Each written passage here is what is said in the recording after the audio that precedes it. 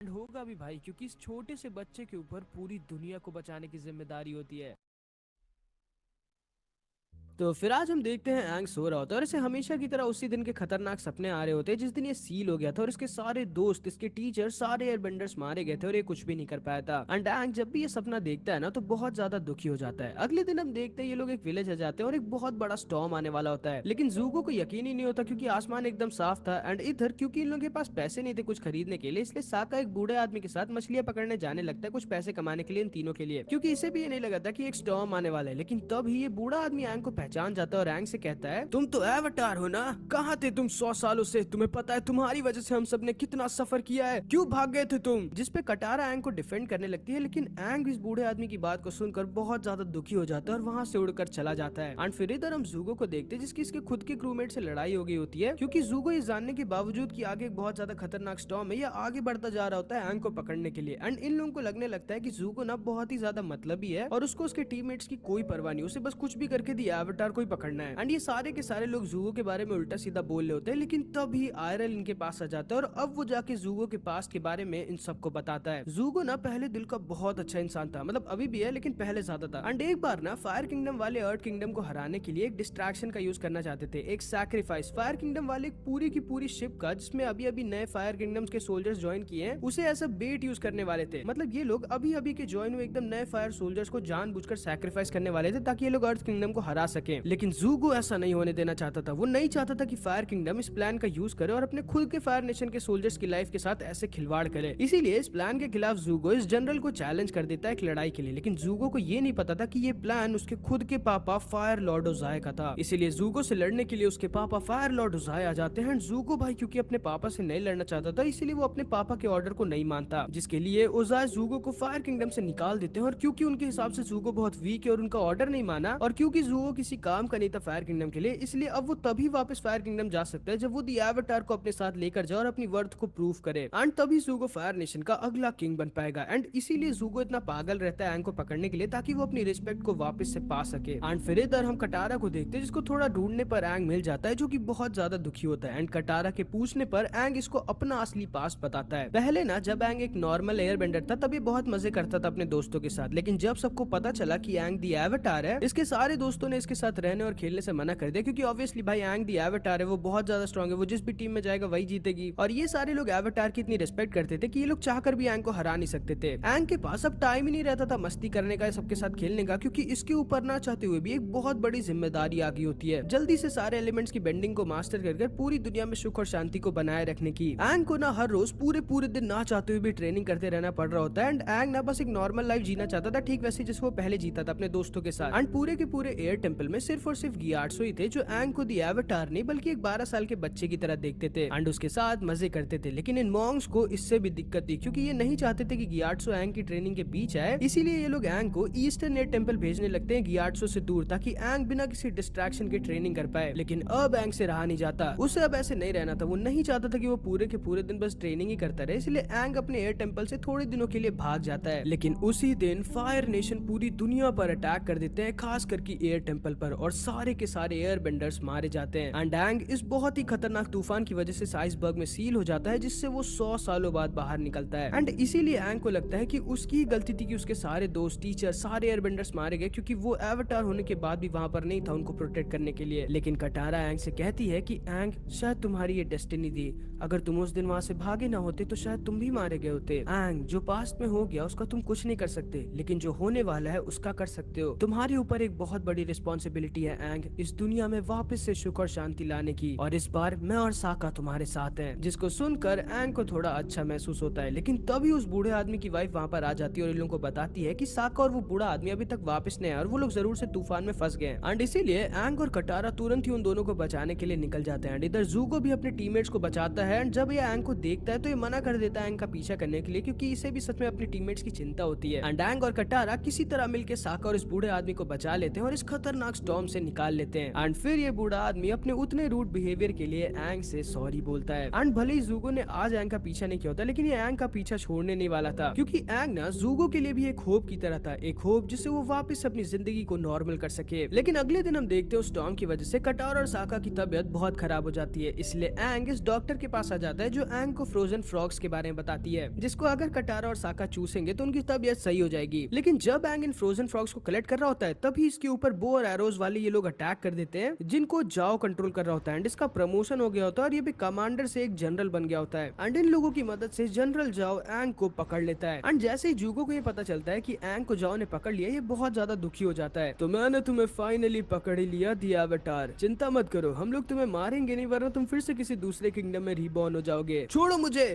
तुम्हें समझ नहीं आता क्या? अब तुम नहीं भाग सकते यहाँ से, अब पड़े रहो यहाँ पर और कुछ भी करने की सोचना मत। ठीक वैसे ही जब तुम्हारे सारे दोस्त 100 साल पहले मर रहे थे तो तुमने कुछ नहीं किया था। जिसको सुनकर एंग बहुत दुखी हो जाता है और बहुत टेंशन में भी आ जाता है, क्योंकि आज भी इसके दोस्तों को इसकी जरूरत थी। एंग वहीं पर बंधा होता है और उसे समझ नहीं आ रहा था कि ये क्या करे। लेकिन तभी वहां पर एक ब्लू मास्क पहना हुआ एक लड़का आ जाता है जो अपने आप को ब्लू स्पिरिट बुलाता है, और ये ब्लू स्पिरिट इन सारे लोगों को हरा कर एंग को आजाद कर देता है। एंड ये दोनों वहां से इन सारे लोगों को हराते हुए भागने लगते हैं। जनरल जाओ ने लगभग पकड़ ही लेता है, लेकिन ये ब्लू स्पिरिट एंग को उल्टा पकड़ लेता है। एंड फिर ये जनरल जाओ को ब्लैकमेल कर वहां से निकल जाते हैं। एंड जनरल जाओ को इन्हें जाने देना पड़ता है, क्योंकि ये एंग को मरने नहीं दे सकता था, वरना वो दोबारा किसी और किंगडम में रिबॉर्न हो जाएगा, फिर और ज्यादा मेहनत लगेगी एंग को ढूंढने में। लेकिन जब ये लोग वहां से जा रहे होते हैं तब जाओ अपना दिमाग लगाता है और इस बो और एरो वाले को ऑर्डर दे देता है, जिसका एक एरो इस ब्लू स्पिरिट को लग जाता है और ये वहीं पर बेहोश हो जाता है और इसका मास्क उतर जाता है। एंड एंग इसको देखकर एकदम शॉक्ड रह जाता है, क्योंकि ये ब्लू स्पिरिट कोई और नहीं बल्कि जूगो ही होता है, जो एंग को बचाने आया होता है ताकि जाओ इसे फायर लॉर्ड के हवाले ना कर पाए, ये कर पाए। एंड एंग अगर चाहता तो वो जूगो को यहाँ पर छोड़कर भाग सकता था, जिससे जूगो बहुत बड़ी दिक्कत में फंस जाता है। लेकिन क्योंकि हमारा एंग बहुत अच्छा होता है, ये जूगो को भी बचा लेता है और वहां से निकल जाता है। एंड अब जूगो जब होश में आता है तो एंग जूगो से कहता है, पता है 100 साल पहले मेरे सारे नेशंस में बहुत सारे दोस्त थे,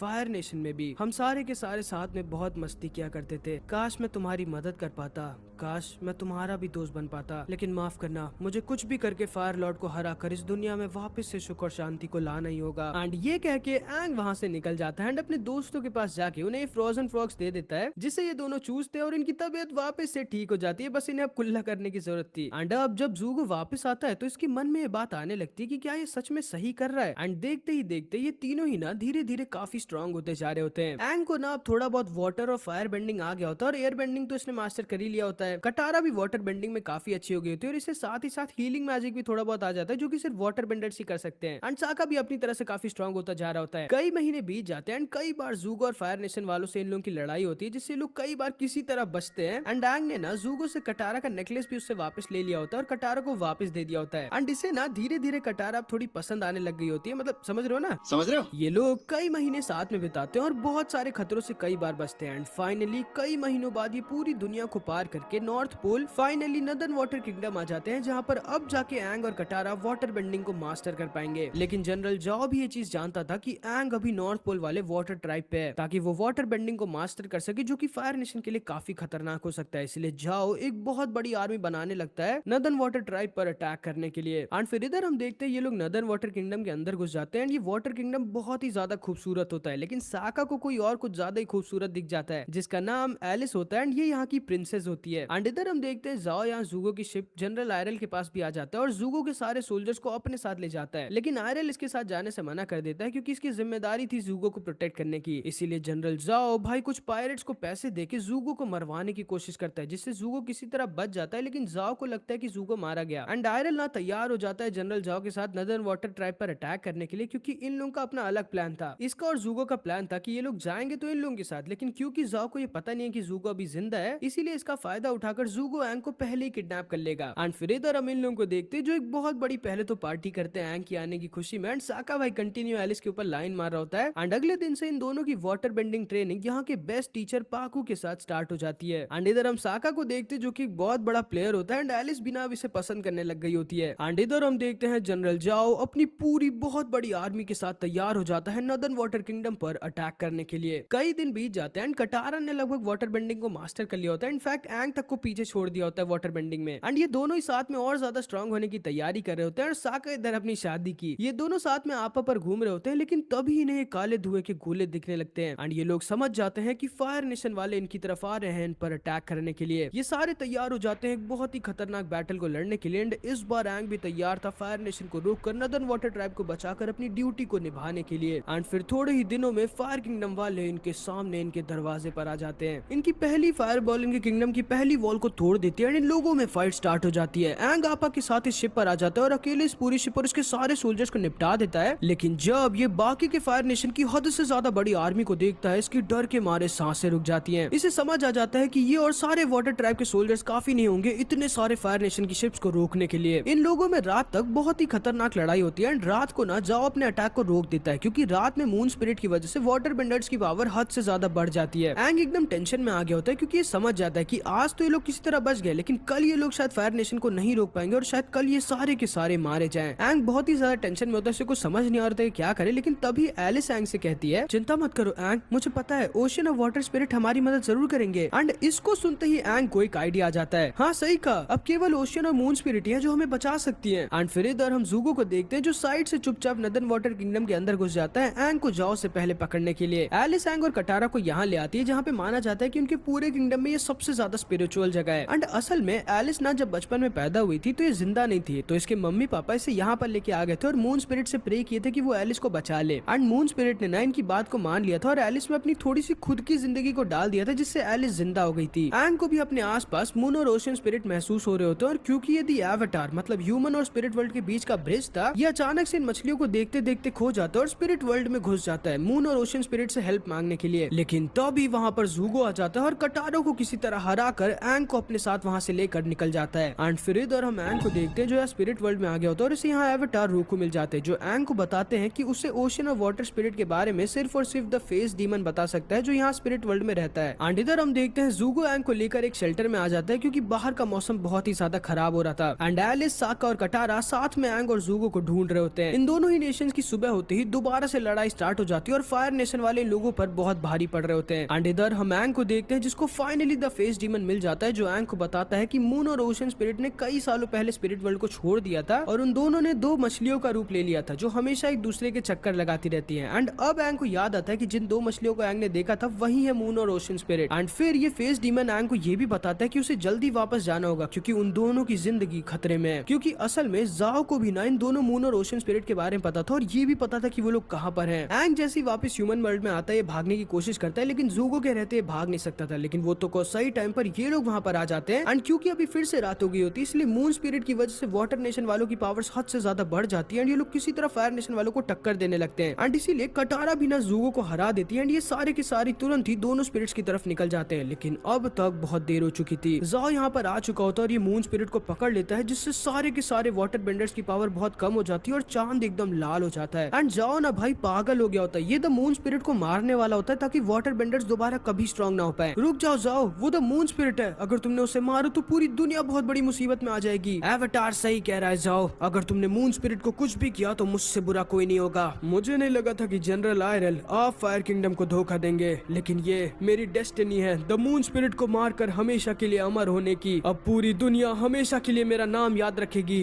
जनरल जाओ जिसने द मून को मारा था। रुक जाओ नहीं। एंड तभी ये पागल जाओ अपने अटैक से इस मून स्पिरिट को ही मार देता है जिसकी वजह से मून गायब हो जाता है। एंड आयरल गुस्से में इन सब पर अटैक कर देता है। एंड आयरल के गुस्से और पावर को देखकर जाओ डर जाता है और वहां से भागने लगता है। एंड एंग भी बहुत ज्यादा गुस्सा आ जाता है एंड इसकी एवाटार स्टेट एक्टिवेट हो जाती है। एंड भले ही मून स्पिरिट खत्म हो चुकी थी लेकिन ओशियन स्पिरिट अभी भी जिंदा थी। एंड एंग अपनी एवाटार स्टेट की पावर का यूज कर ओशियन स्पिरिट के साथ कंबाइन कर एक नए फॉर्म में अवेकन हो जाता है, एक बहुत ही बड़ा और खतरनाक और ताकतवर फॉर्म। एंड अपने इस फॉर्म में भाई एंग सारे के सारे फायर नेशन के सोल्जर्स को आसानी से खत्म करने लगता है। इन दोनों का गुस्सा इन दोनों को हद से ज्यादा स्ट्रॉन्ग और अनस्टॉपेबल बना देता है। एंड ये सारे के सारे वाटर नेशन वाले ओशियन स्पिरिट और एंग को देखकर इनके सामने झुक जाते हैं और फायर नेशन वाले अपनी दुम दबाकर भागने लगते हैं। जाओ भी वहां से भाग रहा होता है लेकिन तभी इसके सामने ज़ूगो आ जाता है जिसको देखकर जाओ एकदम डर जाता है। एंड ज़ूगो ना ये जानता था कि जाओ ने इसे मारने की कोशिश की थी। इन दोनों में लड़ाई स्टार्ट हो जाती है। एंड इधर हम इन सारे लोगों को देखते हैं। ये सारे के सारे बहुत दुखी होते हैं मून स्पिरिट के लिए। एंड आयरल ये लोग जानते थे कि बिना मून के इनकी दुनिया ज्यादा देर तक सरवाइव नहीं कर पाएगी। लेकिन एलिस भी ये जानती थी कि उसे क्या करना है। एलिस जानती थी कि उसके अंदर मून स्पिरिट की थोड़ी बहुत लाइफ है जिसे शायद वो मून स्पिरिट को वापस कर मून स्पिरिट को वापस से जिंदा कर सकती है। साका इसे रोकने की कोशिश करता है लेकिन ये सब जानते जानते थे कि एलिस की कुर्बानी बहुत जरूरी है पूरी दुनिया को बचाने के लिए। एंड एलिस मून स्पिरिट की दी हुई लाइफ को मून स्पिरिट को वापस लौटा देती है। एंड इधर हम एंग और ओशन स्पिरिट को देखते हैं जो साथ में फायर नेशन के सारे शिप्स को तबाह कर दे रहे होते हैं। एंड अब ये दोनों नहीं रुकने वाले थे, इन्हें कोई भी नहीं रोक सकता था। इन दोनों का गुस्सा हद से ज्यादा बढ़ चुका था। लेकिन तभी हम देखते हैं एलिस के सैक्रिफाइस की वजह से द मून स्पिरिट सच में वापस से जिंदा हो जाती है और मून वापस से लौट आता है, जिसको देखकर ओशन स्पिरिट और एंग का गुस्सा अब जाके कंट्रोल में आ जाता है। एंड जाओ एकदम शॉक रह जाता है। ओशन स्पिरिट वापस मून स्पिरिट के पास लौटने लगती है, लेकिन तभी ये ओशन स्पिरिट जाओ को पकड़ लेती है। ज़ूगो इसे बचाने की कोशिश करता है लेकिन बचा नहीं पाता। एंड दी ओशन स्पिरिट जाओ को खत्म कर देती है। फायर नेशन की पूरी आर्मी बहुत बुरी तरह से हार गई होती है। एंड एंग ने फाइनली किसी तरह फायर नेशन को हराकर द वाटर ट्राइब को बचा लिया होता है। एंड भले ही एलिस नहीं बच पाई होती, लेकिन उसने पूरी दुनिया को अपने सैक्रिफाइस से जरूर बचा लिया होता है। ज़ूगो और आयरल भी साथ में वहां से निकल जाते हैं। एंड ज़ूगो भाई अब थक चुका था एवेटार का पीछा करते करते, इसीलिए ये अब थोड़े दिनों का रेस्ट लेने का डिसाइड करता है। लेकिन एंग वो रेस्ट नहीं ले सकता था। वो तब तक रेस्ट नहीं ले सकता था जब तक वो द फायर लॉर्ड को हराकर इस दुनिया को बचा न ले। एंड अब क्या एंग दी फायर कॉमेट के आने से पहले फायर नेशन की हद से ज्यादा बड़ी आर्मी और द फायर लॉर्ड ओज़ाई को हरा पाएगा? वो तो हम लोग आगे के पार्ट्स में देखेंगे, जो कि तब आएगा जब इस वीडियो पे